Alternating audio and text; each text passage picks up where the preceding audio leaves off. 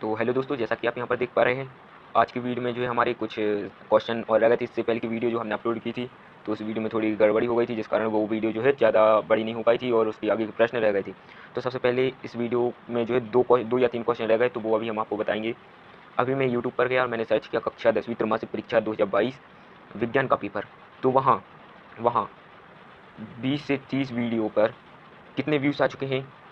50,000 कुछ वीडियो पर जो है 30-40,000 व्यूज़, ऐसे कुछ ऐसे व्यूज़ आ रहे हैं। ये लोग 50-60 हज़ार व्यू से फर्जी पेपर देख रहे हैं।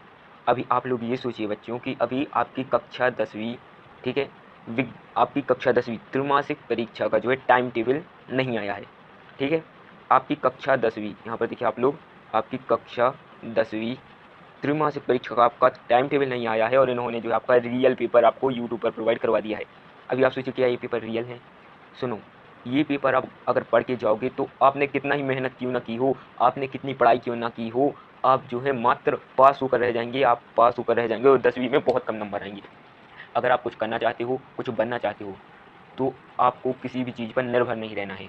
आपको खुद इतनी मेहनत कर लेनी है कि आप लोगों को इतनी मेहनत कर लेनी है कि अगर बाई चांस पेपर अगर जो है वायरल नहीं हुए, ये तो 100% है कि पेपर वायरल नहीं होंगे, ठीक है। और कुछ बच्चों को लगता है कि 100% पेपर वायरल नहीं होंगे, तो उनके लिए है कि अगर बाई चांस पेपर वायरल नहीं हुए तो सोचिए क्या होगा आप लोगों का। आप लोग अगर सोचते हैं कि पेपर वायरल होते हैं तो इस साल पेपर वायरल नहीं होंगे, तो आपको मेहनत करनी है। अब अगर आप सोचेंगे चलो ठीक है हम मेहनत कर लेंगे, लेकिन कब? पेपर से लगभग 10 दिन पहले से, तो ये आपकी भूल होगी। क्योंकि तभी तभी अगर आप पढ़ोगे तो टेंशन में आ जाओगे। जब आप टेंशन में रहकर पढ़ाई करोगे तो आप अगर 10 क्वेश्चन याद करोगे तो उसमें से आप जब पेपर देने जाओगे तो आराम से 5 क्वेश्चन भूल जाओगे। 100% मेरी गारंटी। आप लोग अभी टाइम है, ठीक है, अभी क्या है टाइम है, तो आप लोग अभी पढ़ लीजिए। 19 सितंबर को आपको आपके जो है पेपर शुरू होंगे। 19 सितंबर को आपके पेपर शुरू होंगे।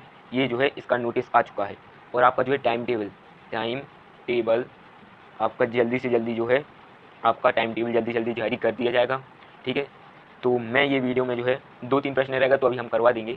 मेरा उद्देश्य ये है कि आप इस वीडियो के माध्यम से ये जान लीजिए कि पेपर वायरल नहीं होंगे। अभी हमने 2-3 वीडियो अपलोड की, उनमें भी हमने साफ-साफ बताया है कि पेपर वायरल आपके नहीं होंगे, ठीक है। तो हमारी बात को मान लीजिए, मेहनत कर लीजिए आप लोग, नहीं तो निपट जाएंगे आप लोग। क्या हो जाएंगे? निपट जाएंगे, फेल हो जाएंगे। अगर आप लोग अभी त्रैमासिक परीक्षा से ही आप मेहनत चालू करेंगे तो त्रैमासिक परीक्षा में आप मेहनत करेंगे, अर्धवार्षिक परीक्षा में मेहनत करेंगे, अर्धवार्षिक परीक्षा, वार्षिक, अर्धवार्षिक परीक्षा, इसमें आप मेहनत करेंगे तो वार्षिक परीक्षा में आपको उतनी मेहनत नहीं लगेगी। अभी आप लोग सोचो कि हम त्रैमासिक में क्या मतलब होती है? त्रैमासिक परीक्षा आप ऐसे ही छोड़ दो, कम नंबर आ जाएंगे तो आ जाएंगे। अर्धवार्षिक छोड़ दो, लेकिन वार्षिक कक्षा 10वीं की वार्षिक बोर्ड परीक्षा है। आपको आप क्या करोगे? अभी कुछ नहीं करोगे, फिर जब वार्षिक परीक्षा आएंगी तो आपको तभी तभी बहुत मेहनत करनी पड़ेगी। बहुत आपका कोर्स बच्चों बहुत ज़्यादा है, बहुत कोर्स है। अगर आप तभी तभी को बैठोगे और अगर आप अभी से मेहनत करोगे तो बहुत कम कोर्स है, ठीक है। आप अगर हर रोज़ 2 घंटे, अभी से 2 घंटे पढ़ाई करोगे, 2 घंटे मात्र आपको पढ़ाई करनी है हर रोज़, तो आप जो है आपको क्या करना है, पेपर आएंगे तो उसमें आपको ज़्यादा कुछ नहीं, 1 घंटे पढ़ाई करोगे आपका पूरा रिवीजन हो जाएगा और आपको ज़्यादा टेंशन की ज़रूरत नहीं रहेगी, ठीक है। दोस्तों इस बार पेपर मेरी मेरी 100% गारंटी है, पेपर वायरल नहीं होंगे, ठीक है। पढ़ना शुरू कर दीजिए, पढ़ाई शुरू कर दीजिए।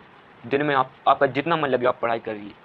आप अपने रूम में नोट, आप अपने रूम में अपने हाथ से बना लीजिए, आप अपने हाथ से कुछ पेपर लीजिए ऐसे और उन पर लिखिए कि इस बार हमें मेहनत करनी है। अपना टारगेट बनाइए। जैसे कुछ लोगों का टारगेट होता है आईपीएस एग्जाम देना है, आईपीएस करनी है, एमबीबीएस करनी वगैरह वगैरह, नीट पास करनी है। इनके लिए पता है बच्चों, 24 घंटे में से जो इनकी तैयारी करते हैं 24 घंटे में से 18 घंटे मात्र पढ़ाई करते हैं। 18 घंटे पढ़ाई करते हैं।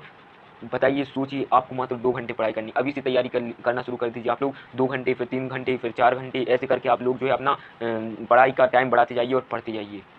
अगर आप पेपर के चक्कर में रहोगे तो फेल हो जाओगे, क्योंकि इस बार पेपर वायरल नहीं होंगे। आपकी 9वीं की वार्षिक परीक्षा आपने देखी होगी, क्या पेपर आपका वायरल हुआ था? नहीं, ठीक है। आपका 9वीं का पेपर वायरल हुआ था, वार्षिक परीक्षा का नहीं, क्योंकि बोर्ड ने ये नियम साफ जारी कर दिया कि अब से कोई भी परीक्षा होगी पेपर वायरल नहीं होंगी, ठीक है। तो हमारी जो क्वेश्चन रह गए थे हम उनको और देख लेते हैं। श्वसन को ऊष्माक्षेपीय अभिक्रिया क्यों कहते हैं? श्वसन को ऊष्माक्षेपीय अभिक्रिया क्यों कहते हैं? तो सबसे पहले आप ये जानिए कि श्वसन होता क्या है, ठीक है।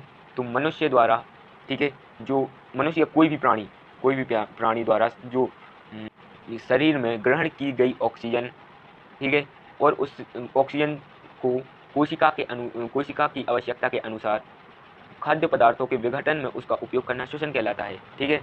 मतलब ग्रहण की गई ऑक्सीजन, जब हम ऑक्सीजन को ग्रहण करते हैं तो वो कोशिकाओं में जाकर ग्लूकोज कोशिकाओं में जाती है और ग्लूकोज को का दहन करती है, जिससे क्या होती है, ऊर्जा उत्पन्न होती है और यही ऊर्जा हमारी दैनिक कार्यों को संपन्न कराती है। इसलिए श्वसन को ऊष्माक्षेपीय अभिक्रिया कहते हैं।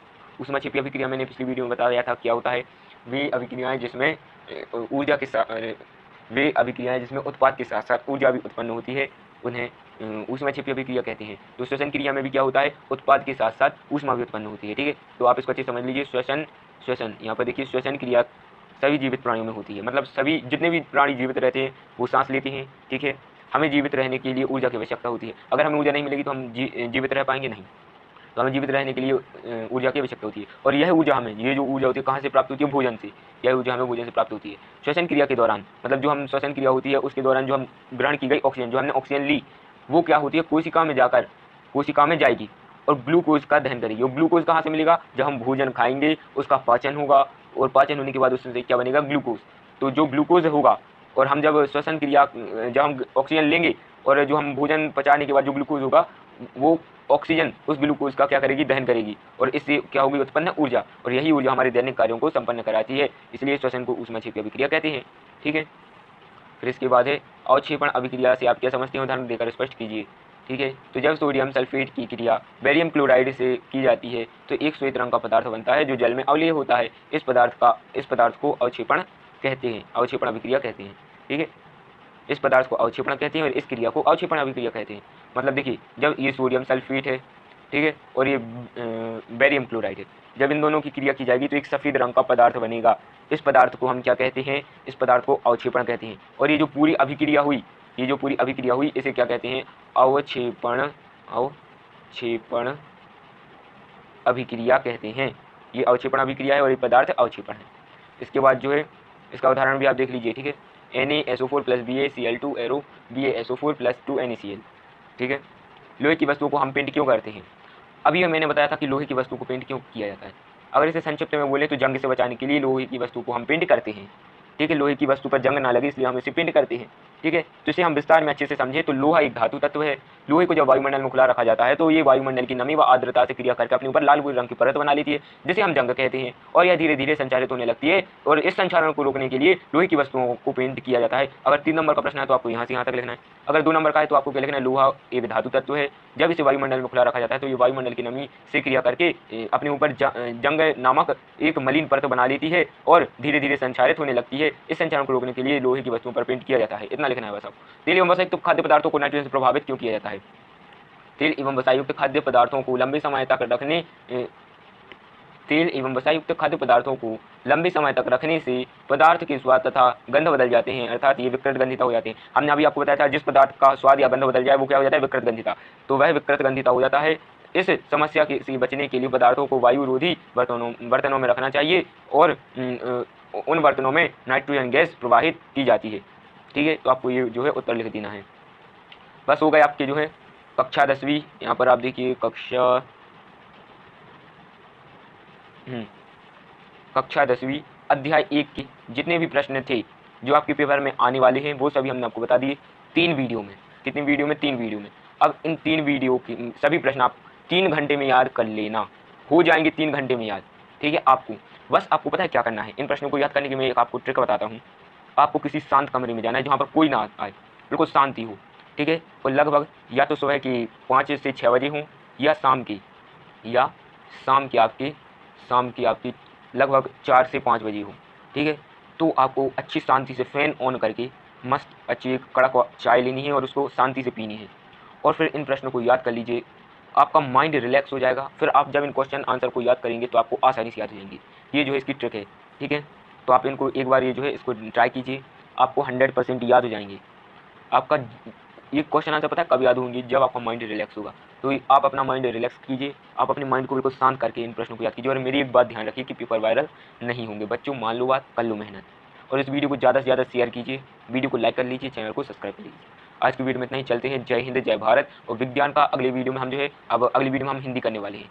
हिंदी में आपका जो है करने वाले हैं एक ऐसा प्रश्न बताएंगे जो 4 नंबर का आपका आता है और हर साल आता है और बहुत ही महत्वपूर्ण है।